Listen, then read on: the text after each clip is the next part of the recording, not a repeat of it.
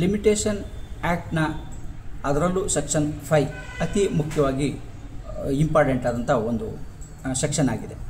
So ಇದನ್ನು ಯಾವುದೇ ಒಂದು ದಾವೆ ಆಗಲಿ, ಅರ್ಜಿ ಆಗಲಿ ಅಥವಾ ಯಾವುದೇ ಒಂದು ಮೇಲ್ಮನವಿಯನ್ನು ಸಲ್ಲಿಸುವಂಥ ಸಂದರ್ಭದಲ್ಲಿ ಉಂಟಾಗುವ ಒಂದು ವಿಳಂಬ ಏನಿರ್ತದೆ ಅದನ್ನು ಸೆಟ್ ಅದರ ಕಂಡೋನ್ ಡಿಲೇಯನ್ನು ಮಾಡೋದಕ್ಕೋಸ್ಕರ ಕೋರಿ ಈ ಒಂದು ಅರ್ಜಿಯನ್ನು ಅತಿ ಮುಖ್ಯವಾಗಿ ಸಲ್ಲಿಸಬೇಕಾಗತ್ತೆ.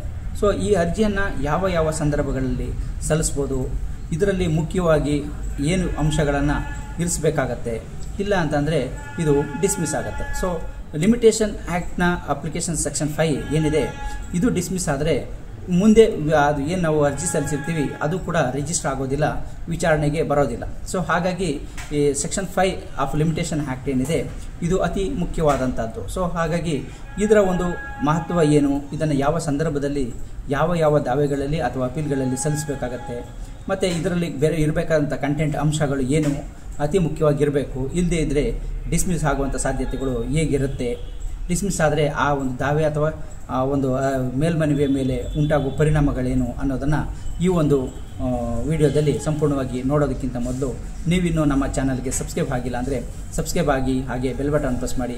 ಕಾನೂನಿನ ಅರಿವಿನ ಎಲ್ಲ ವಿಡಿಯೋಗಳು ನಿಮಗೆ ಮೊದಲು ತಲುಪುತ್ತೆ. ಲಿಮಿಟೇಷನ್ ಆ್ಯಕ್ಟ್ನ ಸೆಕ್ಷನ್ 5 ಅಂದರೆ ಏನು ಅಂತ ಮೊದಲು ತಿಳ್ಕೊಳ್ಳೋದಾದರೆ, ಈ ಒಂದು ಲಿಮಿಟೇಷನ್ ಆ್ಯಕ್ಟ್ ಇರುವಂಥದ್ದು ಯಾವ ಕಾಯ್ದೆಗಳಿಗೆ ಯಾವ ಒಂದು ಅರ್ಜಿಗಳನ್ನು ಅಥವಾ ಯಾವ ಒಂದು ವಿಷಯಕ್ಕೆ ಸಂಬಂಧಪಟ್ಟಂತೆ ದಾವೆಗಳನ್ನು ಹಾಕೋದಕ್ಕೆ ಅಥವಾ ಮೇಲ್ಮನವಿಗಳನ್ನು ಸಲ್ಲಿಸೋದಕ್ಕೆ ಲಿಮಿಟೇಷನ್ ಇಲ್ಲಿ ಒಂದು ಕಾಲಮಿತಿಯನ್ನು ತಿಳಿಸಲಾಗಿದೆ.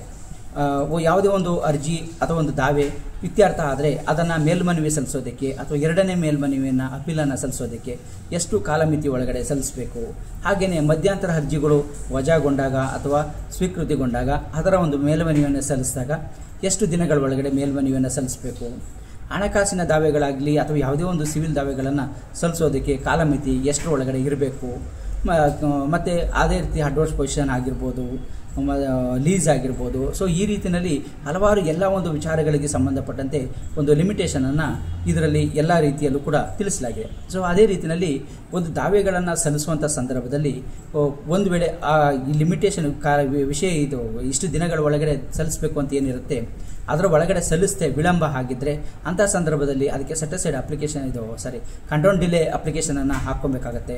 ಸೊ ಆ ಒಂದು ಅಪ್ಲಿಕೇಶನಲ್ಲಿ ಯಾವ ರೀತಿ ಅದನ್ನೇ ಈ ಒಂದು ಸೆಕ್ಷನ್ 5ನಲ್ಲಿ ಹಾಕ್ಕೊಬೇಕಾಗಿರುತ್ತೆ. ಸೊ ಈ ಒಂದು ಅಪ್ಲಿಕೇಶನನ್ನು ಯಾವ ದಾವೆಗಳಲ್ಲಿ ಎಲ್ಲಿ ಹಾಕಬೇಕು ಅನ್ನೋದನ್ನು ನೋಡೋದಾದರೆ, ಸಾಧಾರಣವಾಗಿ ಯಾವುದೇ ಒಂದು ದಾವೆಯನ್ನು ಸಿವಿಲ್ ದಾವೆಯನ್ನು ಸಲ್ಲಿಸಬೇಕು ಅಂದರೆ ಆ ವಿಷಯಕ್ಕೆ ಸಂಬಂಧಪಟ್ಟಂತೆ ಅದು ನಿಮ್ಮ ಗಮನಕ್ಕೆ ಬಂದ ನಂತರದಲ್ಲಿ ಬಂದ ಒಂದು 3 ವರ್ಷಗಳ ಒಳಗೆ ಆ ದಾವೆಯನ್ನು ಸಲ್ಲಿಸಬೇಕಾಗಿರುತ್ತೆ. ಅದೇ ರೀತಿ ಒಂದು ಮನಿ ಸೂಟ್ ಆಗಿರ್ಬೋದು, ಅಂಡಮೆಂಟ್ ಪ್ರಾಂಟ್ ಆಗಿರ್ಬೋದು, ಮನಿ ರಿಕವರಿ ಸೂಟ್ಗಳಾಗಿರ್ಬೋದು, ಇವುಗಳನ್ನು ಅಷ್ಟೇ ಅದರ ಕಾಸ್ ಆಫ್ ಆಕ್ಷನ್ ಸ್ಟಾರ್ಟ್ ಆದ ದಿನದಿಂದ 3 ವರ್ಷಗಳ ಒಳಗಡೆ ಸಲ್ಲಿಸಬೇಕಾಗಿರುತ್ತೆ. ಸೊ ಅದೇ ರೀತಿ ಒಂದು ಅಗ್ರಿಮೆಂಟ್ ಆಗಿರ್ಬೋದು, ಸೇಲ್ ಅಗ್ರಿಮೆಂಟ್ ಆಗಿರ್ಬೋದು, ಇವೆಲ್ಲ ವಿಚಾರಗಳು ಕೂಡ ಆ ಒಂದು ಲಿಮಿಟೇಷನ್ನ ಒಳಗಡೆ ಅರ್ಜಿಯನ್ನು ಸಲ್ಲಿಸಬೇಕಾಗಿರುತ್ತೆ. ಸೊ ಈ ರೀತಿಯಲ್ಲಿ ಅರ್ಜಿಯನ್ನು ಸಲ್ಲಿಸಬೇಕು. ಒಂದು ವೇಳೆ ಆ ಟೈಮ್ ಒಳಗಡೆ ಆ ರೀತಿ ಒಂದು ದಾವೆಗಳನ್ನು ಸಲ್ಲಿಸಲಿಲ್ಲ ಅಂದರೆ ಎಷ್ಟು ದಿನ ವಿಳಂಬ ಆಗಿದೆ ಅನ್ನೋದಕ್ಕೆ ಸಂಬಂಧಪಟ್ಟಂತೆ ನಿಖರವಾಗಿ ಈ ಒಂದು ಸೆಕ್ಷನ್ 5 ಅಪ್ಲಿಕೇಶನ್ ಏನು ಹಾಕ್ತೀವಿ ಇದರಲ್ಲಿ ಸಲ್ಲಿಸಬೇಕು. ಆ ಎಕ್ಸ್ಟ್ರಾ ದಿನಗಳು ಏನಾಗಿರುತ್ತೆ ಅಂದರೆ ಹೆಚ್ಚಿನ ಒಂದು ವಿಳಂಬದ ದಿನಗಳು ಅಂತ ಏನಿರ್ತದೆ ಆ ದಿನಗಳಾಗಿರ್ಬೋದು, ತಿಂಗಳು ಅಥವಾ ವರ್ಷ ಆಗಿರ್ಬೋದು, ಅವುಗಳನ್ನು ಸ್ಪೆಸಿಫಿಕ್ ಆಗಿ ಏನಕ್ಕೆ ಅಷ್ಟು ದಿನಗಳ ಕಾಲ ಬಂತು ಅಂತ ಸಾಧ್ಯ ಆದಷ್ಟು ಸ್ಟೆಪ್ ಬೈ ಸ್ಟೆಪ್ ಆಗಿ ಇಷ್ಟು ದಿನಗಳ ನಂತರದಲ್ಲಿ ಹೀಗಿತ್ತು, ಅದಾದ ನಂತರದಲ್ಲಿ ಈ ಸಮಸ್ಯೆ ಆಗಿತ್ತು, ಏನು ಸಮಸ್ಯೆ ಆಗಿತ್ತು, ಅಥವಾ ಆರೋಗ್ಯ ಸರಿ ನೀಡುವ ಅಥವಾ ಬೇರೆ ರೀತಿಯ ತೊಂದರೆಗಳಾಗಿತ್ತಾ, ಬೇರೆ ಇನ್ಯಾವುದೇ ಒಂದು ಸಮಸ್ಯೆಗಳಿತ್ತಾ, ಅಥವಾ ಅಲ್ಲಿ ಅವ್ರಿಗಿರ್ನಿಲ್ವ, ಅವ್ರ ಗಮನಕ್ಕೆ ಬಂದಿರಲಿಲ್ವ, ಈ ಎಲ್ಲ ವಿಚಾರಗಳನ್ನು ಮಾಹಿತಿಗಳನ್ನು ಸ್ಟೆಪ್ ಬೈ ಸ್ಟೆಪ್ ಆಗಿ ಹೇಳ್ತಾ ಬರಬೇಕಾಗತ್ತೆ. ಸೊ ಆ ರೀತಿಯಲ್ಲಿ ಹೇಳದಂಥ ಮತ್ತು ಆ ಹೇಳಿಕೆಗಳು ಏನು ಹೇಳಿರ್ತೀರಿ ಆ ಅರ್ಜಿ ಜೊತೆಗೆ ಸಲ್ಲಿಸಿರುವಂಥ ಅಫಿಡವಿಟಲ್ಲಿ ಅದಕ್ಕೆ ಪೂರಕವಾದಂಥ ಸಾಧ್ಯ ಆದಷ್ಟು ಪೂರಕವಾದ ಎಲ್ಲ ದಾಖಲೆಗಳನ್ನು ಕೂಡ ನ್ಯಾಯಾಲಯಕ್ಕೆ ಅರ್ಜಿಯೊಂದಿಗೆ ಸಲ್ಲಿಸಬೇಕು.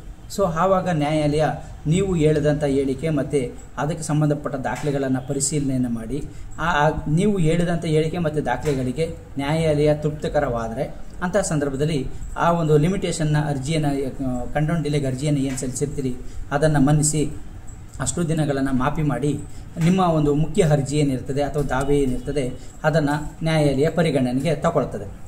ಸೊ ಅದೇ ಒಂದು ಮೇಲ್ಮನವಿಯನ್ನು ಸಲ್ಲಿಸಬೇಕಾದ್ರೆ ಇಲ್ಲಿ ಮೇಲ್ಮನವಿಯನ್ನು ಸಲ್ಲಿಸೋದು ಅಂತಂದರೆ ನ್ಯಾಯಾಲಯದ ಆದೇಶ ಅಥವಾ ಆರ್ಡರ್ನ ಮೇಲೆ ಮೇಲ್ಮನವಿಗಳನ್ನು ಸಲ್ಲಿಸ್ತೀವಿ. ಮೇಲ್ಮನವಿಗಳು ಇತ್ಯರ್ಥ ಆದ ನಂತರದಲ್ಲಿ ಎರಡನೇ ಸೆಕೆಂಡ್ ಅಪೀಲನ್ನು ಕೂಡ ಸಲ್ಲಿಸ್ತೀವಿ. ಈ ಒಂದು ಸಂದರ್ಭಗಳನ್ನು ಯಾವ ರೀತಿ ಕೌಂಟ್ಗೆ ತಗೋಬೇಕಾಗುತ್ತೆ ಅಂತಂದರೆ, ಈ ಲಿಮಿಟೇಷನ್ ಆ್ಯಕ್ಟ್ನಲ್ಲಿ ಏನು ಕಾಲಾವಧಿ ಕೊಡಲಾಗಿದೆ, ಅಪೀಲನ್ನು ಸಲ್ಲಿಸಲಿಕ್ಕೆ 30 ದಿನ, ಸೆಕೆಂಡ್ ಅಪೀಲನ್ನು ಸಲ್ಲಿಸಲಿಕ್ಕೆ ಅಲ್ಲಿ ಒಂದು ಲಿಮಿಟೇಷನ್ ಯಾವ ದಾವೆಗಳು ಅನ್ನೋದಕ್ಕೆ ಸ್ಪೆಸಿಫಿಕ್ ಆಗಿ ಒಂದು ಕಾಲವನ್ನು ನಿಗದಿಪಡಿಸಲಾಗಿದೆ. ಸೊ ಇದನ್ನು ಯಾವ ರೀತಿ ಕೌಂಟ್ ಮಾಡಬೇಕಾಗತ್ತೆ ಅಂದರೆ, ಈಗ ಉದಾಹರಣೆಗೆ ಒಂದು ತೀರ್ಪು ಆಗಿದ್ದರೆ ಅಥವಾ ಒಂದು ಮಧ್ಯಂತರ ಅರ್ಜಿಯ ತೀರ್ಪು ಆಗಿದ್ದರೆ, ಆ ಒಂದು ತೀರ್ಪು ಆದ 30 ದಿನಗಳಲ್ಲಿ 30 ದಿನಗಳ ಒಳಗೆ ಮೇಲ್ಮನವಿಯನ್ನು ಸಲ್ಲಿಸೋದಕ್ಕೆ ಕಾಲಾವಕಾಶ ಇದೆ. ಇಲ್ಲಿ 30 ದಿನಗಳು ಅಂತಂದರೆ ಜಡ್ಜ್ಮೆಂಟ್ ಅಥವಾ ಆರ್ಡರ್ ಆದ ಡೇಟಿಂದ 30 ದಿನ ಅಂತ ಪರಿಗಣಿಸಬೇಕಾಗತ್ತೆ. ಇಲ್ಲಿ ಒಂದು ಎಕ್ಸೆಪ್ಷನ್ಸನ್ನು ಆ್ಯಡ್ ಮಾಡ್ಕೋಬೇಕು. ಅದು ಏನು ಅಂತಂದರೆ, ಜಡ್ಜ್ಮೆಂಟ್ ಅಥವಾ ಆರ್ಡರ್ ಆದ ನಂತರದಲ್ಲಿ ಒಂದು ಕಾಪಿ ಅಪ್ಲಿಕೇಶನನ್ನು ತಗೋಬೇಕಾಗುತ್ತೆ. ಯಾಕೆಂದರೆ ಅದರ ಒಂದು ದೃಢೀಕೃತ ಪ್ರತಿಯನ್ನು ತಗೋಬೇಕಾಗತ್ತೆ ಮೇಲ್ಮನವಿಯನ್ನು ಹೋಗೋದಕ್ಕೆ. ಆ ಅರ್ಜಿಯನ್ನು ಸಲ್ಲಿಸಿದ ನಂತರದಲ್ಲಿ ಆ ದೃಢೀಕೃತ ಪ್ರತಿ ತಯಾರು ಆಗುವ ದಿನದವರೆಗೆ ಎಷ್ಟು ದಿನ ಅಲ್ಲಿ ಡಿಲೇ ಆಗುತ್ತೆ ಅಷ್ಟು ದಿನವನ್ನು ಕೂಡ ಈ 30 ದಿನಗಳಲ್ಲಿ ಲೆಸ್ ಮಾಡ್ಕೊಬೇಕಾಗತ್ತೆ. ಸೊ ಹಾಗಾಗಿ ಇನ್ನು ಉಳಿದ ದಿನಗಳಲ್ಲಿ, ಅಂದರೆ ಇದನ್ನು ಸಿಂಪ್ಲಿ ಹೇಳಬೇಕು ಅಂದರೆ, ಒಂದು ಆದೇಶ ಆದ ನಂತರದಲ್ಲಿ ಮೇಲ್ಮನವಿಯನ್ನು ಸಲ್ಲಿಸೋದಕ್ಕೆ 30 ದಿನಗಳ ಕಾಲಾವಕಾಶ ಇರುತ್ತೆ. ಅದರ ಆದೇಶ ಆದ ನಂತರದಲ್ಲಿ ಕಾಪಿ ಅಪ್ಲಿಕೇಶನ್ಗೆ ಅರ್ಜಿಯನ್ನು ಸಲ್ಲಿಸಿರ್ತೀರಿ. ನೀವು ಅರ್ಜಿಯನ್ನು ಸಲ್ಲಿಸಿದ ನಂತರ ನಿಮಗೆ ಕಾಪಿ ಸಿಗೋದಕ್ಕೆ ಒಂದು 12 ದಿನಗಳ ವಿಳಂಬ ಆಗಿರುತ್ತೆ. 12 ದಿನಗಳ ನಂತರದಲ್ಲಿ ನಿಮಗೆ ಕಾಪಿ ಸಿಕ್ಕಿರುತ್ತೆ. ಅದು ಆರ್ಡರ್ ಆಗಿರ್ಬೋದು, ಜಡ್ಜ್ಮೆಂಟ್ ಆ್ಯಂಡ್ ಡಿಕ್ರಿ ಆಗಿರ್ಬೋದು. ಸೊ ಈ ಥರ ಯಾವುದೇ ಅದೊಂದು ಆದೇಶದ ಪ್ರತಿ, ಪ್ರಮುಖವಾದಂಥ ಪ್ರತಿ ಏನಿರ್ತದೆ ಅದು ದಾಖಲೆಗಳು ಸಿಗೋದಕ್ಕೆ. ಸೊ ಸಿಗೋದಕ್ಕೆ 12 ದಿನ ವಿಳಂಬ ಆಗಿರುತ್ತೆ ಅಂತ ನಾನು ಉದಾಹರಣೆಗೆ ಹೇಳ್ತಾ ಇರೋದು. ಎಲ್ಲದಕ್ಕೂ ಇಷ್ಟೇ ಲಿಮಿಟಲ್ಲಿ ಅಂತ ಹೇಳಲಿಕ್ಕೆ ಬರೋಲ್ಲ. ಸೊ 12 ದಿನ ವಿಳಂಬ ಆಗಿರುತ್ತೆ ಅಂತ ಅಂದ್ಕೊಳ್ಳಿ. ಆವಾಗ 30 + 12 ದಿನ, ಅಲ್ಲಿಗೆ ಒಟ್ಟು 42 ದಿನಗಳ ನಿಮಗೆ ಅವಕಾಶ ಸಿಗುತ್ತೆ ಆ ಒಂದು ಮೇಲ್ಮನವಿಯನ್ನು ಸಲ್ಲಿಸೋದಕ್ಕೆ. ಸೊ ಈ ರೀತಿಯಲ್ಲಿ ಈ ಕೌಂಟನ್ನು ಮಾಡಿಕೊಂಡು ಆ ಒಂದು ಅರ್ಜಿಯನ್ನು ಸಲ್ಲಿಸಬೇಕಾಗತ್ತೆ. ಸೊ ಈ ಅರ್ಜಿ ಸಲ್ಲಿಸೋದಕ್ಕೆ ಇದಕ್ಕಿಂತ ಹೆಚ್ಚಿನ ಒಂದು ವಿಳಂಬ ಆಗಿದ್ದರೆ ಆ ಹೆಚ್ಚಿನ ದಿನಗಳೇನಿರ್ತದೆ ಈ ದಿನಗಳನ್ನು ಲೆಸ್ ಮಾಡಿ ಇನ್ನು ಉಳಿದ ದಿನಗಳೇನಿರ್ತದೆ ಆ ದಿನಗಳು ಯಾಕೆ ವಿಳಂಬ ಆಯಿತು ಅನ್ನೋದಕ್ಕೆ ಡೇ ಬೈ ಡೇ ಮಾಹಿತಿಯನ್ನು ಕೂಡ ಅಲ್ಲಿ ಆ್ಯಡ್ ಮಾಡಬೇಕು. ಅದು ಅತಿ ಉತ್ತಮವಾಗಿರುತ್ತೆ. ಇಲ್ಲ ಅಂತಂದರೆ ಸ್ಪೆಸಿಫಿಕ್ ಆಗಿ ಯಾವ ಕಾರಣಕ್ಕಾಗಿ ಎಷ್ಟು ದಿನಗಳು ವಿಳಂಬ ಆಯಿತು, ಈ ಅರ್ಜಿ ಸಲ್ಲಿಸೋದಕ್ಕೆ ಉಂಟಾಗಿರುವ ವಿಳಂಬನ ಏನಕ್ಕೆ ಆಗಿದೆ ಅನ್ನೋದನ್ನು ವಿವರವಾಗಿ ದಾಖಲೆಗಳ ಸಹಿತ ನ್ಯಾಯಾಲಯಕ್ಕೆ ಸಲ್ಲಿಸಿದಾಗ ನೀವು ಸಲ್ಲಿಸಿದಂಥ ದಾಖಲೆ ಮತ್ತು ವಿವರಗಳನ್ನು ಪರಿಶೀಲನೆಯನ್ನು ಮಾಡಿ ತೃಪ್ತಿಕರ ಆಯಿತು ಅಂದರೆ ಆ ವಿಳಂಬವಾಗಿ ಎಷ್ಟು ದಿನ ವಿಳಂಬವಾಗಿ ಸಲ್ಲಿಸಿದಿರಿ ಅದನ್ನು ಮನ್ನಿಸಿ, ಅಂದರೆ ಲಿಮಿಟೇಷನ್ ಆ್ಯಕ್ಟ್ನ ಸೆಕ್ಷನ್ 5ನಲ್ಲಿ ಸಲ್ಲಿಸಿರುವಂಥ ಅರ್ಜಿನಲ್ಲಿ ಕಂಡೌನ್ ಡಿಲೇಯನ್ನು ಮಾಡಿ ಅಷ್ಟು ದಿನಗಳನ್ನು ಈ ಅರ್ಜಿಯನ್ನು ಸ್ವೀಕಾರ ಮಾಡಲಾಗುತ್ತೆ. ಸ್ವೀಕಾರ ಮಾಡಿದ ನಂತರದಲ್ಲಿ ಮುಖ್ಯ ಅರ್ಜಿ ಏನಿರ್ತದೆ ಅದು ನ್ಯಾಯಾಲಯ ಗಣನೆಗೆ ತಗೊಳ್ತದೆ. ಇಲ್ಲ ಅಂತಂದರೆ ಒಂದು ವೇಳೆ ಡಿಸ್ಮಿಸ್ ಆದರೆ ಇದು ನಿಮ್ಮ ಒಂದು ದಾವೆ ಒಂದು ಅಪೀಲಿನ ಮೇಲೇ ದುಷ್ಪರಿಣಾಮವನ್ನು ಬೀರುತ್ತೆ. ಏಕೆಂದರೆ ನೀವು ಕಾಲಮಿತಿಯ ಒಳಗಡೆ ನೀವು ಸಲ್ಲಿಸದೇ ಇದ್ದಂಥ ಸಂದರ್ಭದಲ್ಲಿ ಈ ಲಿಮಿಟೇಷನ್ನ ಸೆಕ್ಷನ್ 5ನಲ್ಲಿ ಕಂಡೌನ್ ಡಿಲೇ ಕೋರಿ ಏನು ಅರ್ಜಿ ಸಲ್ಲಿಸಿರ್ತೀರಿ ಇದು ಡಿಸ್ಮಿಸ್ ಆದಂಥ ಸಂದರ್ಭದಲ್ಲಿ ಮುಖ್ಯ ಅರ್ಜಿ ಏನಿರ್ತದೆ, ನಿಮ್ಮ ಪ್ರಮುಖ ದಾವೆ ಏನು ಅಪೀಲೋ ಏನು ದಾವೆನ ಹಾಕಬೇಕಾಗಿದ್ದಂಥದ್ದು ಏನಿರ್ತದೆ ಅದು ಇಲ್ಲಿ ಡಿಸ್ಮಿಸ್ ಆದ ನಂತರದಲ್ಲಿ ಅದು ಕೂಡ ಅಡ್ಮಿಟ್ ಆಗಲ್ಲ. ಅಡ್ಮಿಟ್ ಆಗಿಲ್ಲ ಅಂತಂದರೆ ನಿಮ್ಮ ಮುಖ್ಯ ದಾವೆಯ ಅಥವಾ ಮೇಲ್ಮನವಿಯ ವಿಚಾರಣೆ ನಡೆಯುವುದಿಲ್ಲ. ಸೊ ಹಾಗಾಗಿ ನೀವು ಅದರಿಂದ ತೀರಾ ವಂಚಿತರಾಗಬೇಕಾಗತ್ತೆ. ಸೊ ಹಾಗಾಗಿ ಅನಗತ್ಯವಾಗಿ ಕಾಲ ವಿಳಂಬಗಳನ್ನು ಮಾಡದೆ ಸರಿಯಾದ ಸಮಯದಲ್ಲಿ ದಾವೆಗಳನ್ನು ಅಥವಾ ಮೇಲ್ಮನವಿಗಳನ್ನು ಸಲ್ಲಿಸುವಂಥದ್ದು ಅತಿ ಮುಖ್ಯ ಆಗಿರುತ್ತೆ.